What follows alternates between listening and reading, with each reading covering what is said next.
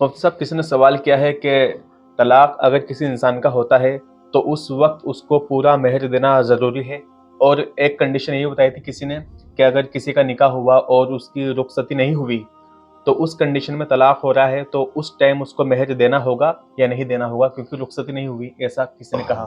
ہاں، طلاق ہو رہی ہے، یہ طلاق مؤنث ہے، اردو میں جی استعمال ہوتی ہے۔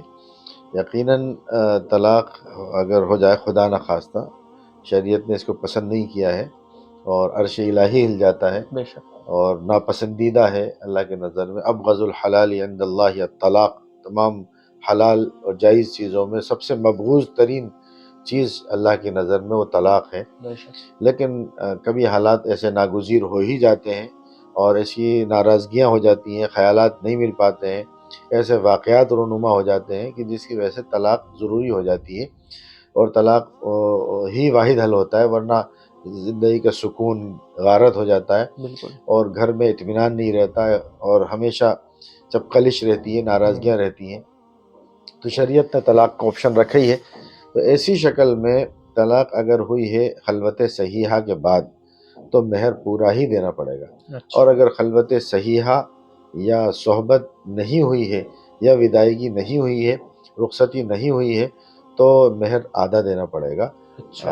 ہاں، اور ایک بات اس میں یہ بھی واضح ہو جانا چاہیے کہ طلاق اگر رخصتی کے بعد ہوئی ہے جی تو مہر بھی دینا پڑے گا پورا جی۔ اور عدت بھی کرنا پڑے گی پوری، اچھا۔ اور اگر رخصتی سے پہلے، ودائیگی سے پہلے، خلوت صحیحہ سے پہلے اگر وہ طلاق ہوئی ہے تو مہر آدھا دینا پڑے گا، عدت نہیں کرنا پڑے گی، نہیں کرنا پڑے گا۔ عدت نہیں ہے، یعنی رخصتی سے جی پہلے اگر خلوت صحیحہ سے جی۔ پہلے اور صحبت سے پہلے اگر طلاق ہو جاتی ہے خدا نخواستہ جی۔ تو اس میں عدت لازم نہیں ہے۔ اور اگر کسی کا لیکن اگر عدت نہیں ہوئی ہے، جی رخصتی نہیں ہوئی اور شوہر کا انتقال ہو جی جائے، وہی۔ شوہر کا انتقال ہو ہوں، جائے اور رخصت نہیں ہوئی، ہاں۔ رخصتی نہیں ہوئی ہے، شوہر کا انتقال ہو، عدت کرنا پڑے گی، اچھا، اس میں کرنا پڑے اس میں گی کرنا پڑے گی، دونوں صورتوں میں اس میں اس میں کرنا، چاہے وہ خلوت صحیحہ کے ہو، بعد ہو یا پہلے ہو، عدت کرنا پڑے گی اس عدت میں۔ کرنا پڑے بہت بہت شکریہ، بہت گی۔ اہم سوال تھا یہ۔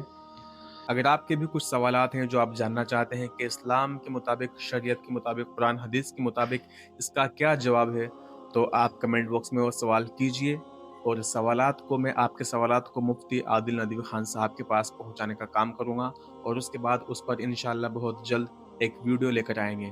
تو جتنا ہو سکے سوالات کیجئے۔ سوال کرنے کا طریقہ یہ ہے کہ کمنٹ باکس میں جائیے، وہاں پہ سوال کیجئے، پلس اپنا نام بتائیے، اور آپ بتائیے کہ آپ کہاں سے سوال کر رہے ہیں، آپ کون سی سٹی سے ہیں، کون سے اسٹیٹ سے ہیں۔ جزاک اللہ خیر، السلام علیکم۔